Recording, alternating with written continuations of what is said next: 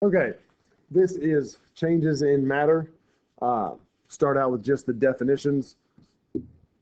Okay. Uh,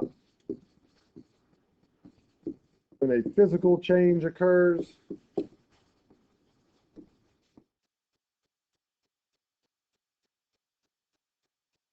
state, yep, the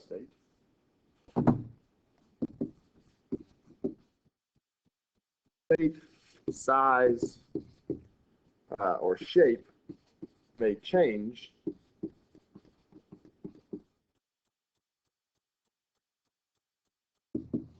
but the chemical makeup is the same, okay, or the chemical identity is the same. You're not changing what it is at the chemical level. So examples, okay, we talked in the last video about the properties. So boiling water, okay, any type of phase change is going to be a physical change.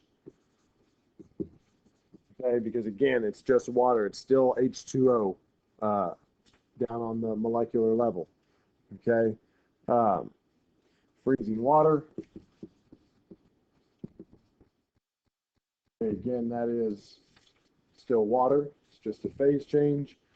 Okay, and then like cutting something in half. Cutting a piece of wood in half, ripping a piece of paper in half. It's still paper. It's still wood. It's still what it is. All right. So if you just cut something in half or crush something up, that's going to be a physical change. Okay. When a chemical change occurs, okay, when a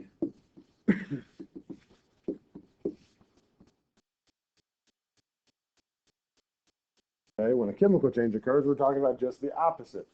Right? The substance that remains, so what's left behind,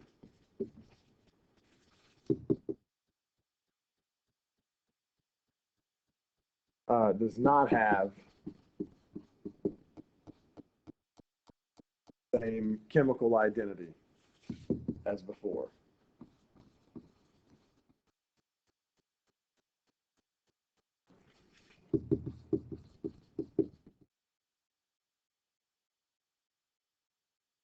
Okay, so you're not going to be able to get back what you originally had. All right, some examples of this, burning wood, burning anything really, wood, paper, I don't know, whatever you want to burn. That's going to be a chemical change.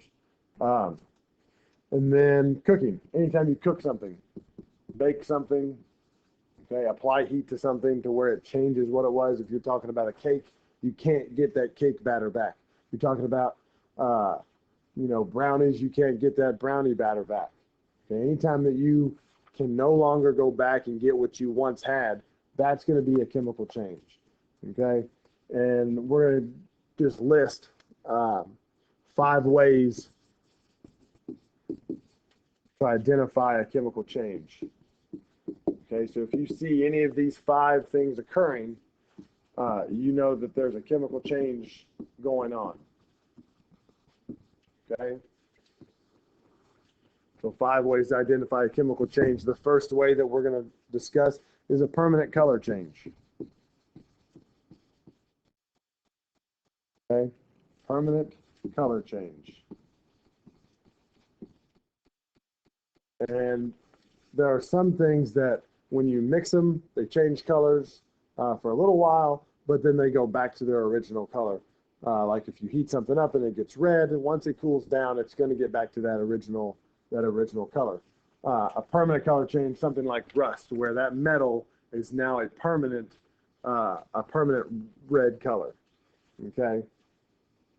So, example, rust color. Okay. Second example, change in smell. Okay. The most obvious definition or example, if something dies and it starts to decompose, it starts to smell. Okay. And that smell is due to the breaking down of the chemicals in their body. Okay, as they break down, as they decompose, they release this smell. Okay, so you can tell that something is happening down at the chemical level because they start to smell. Okay, so decomposing body. All right, a third way to identify the chemical change is if a gas is produced. Okay, everybody has seen vinegar and baking soda. Okay, vinegar and baking soda creates a gas. So because that gas is being produced, you can tell that there is a chemical change going on. Okay. Fourth way to tell is if a precipitate is formed. Okay, and a precipitate is a solid that comes from mixing two liquids. Okay, so if you mix two liquids and you end up with a solid, okay, somewhere in there, you may have to let it settle for a little bit, but if a precipitate is formed, okay, that's a chemical change. So solid from liquids. Okay. And then the last way to tell is if a change in temperature happens.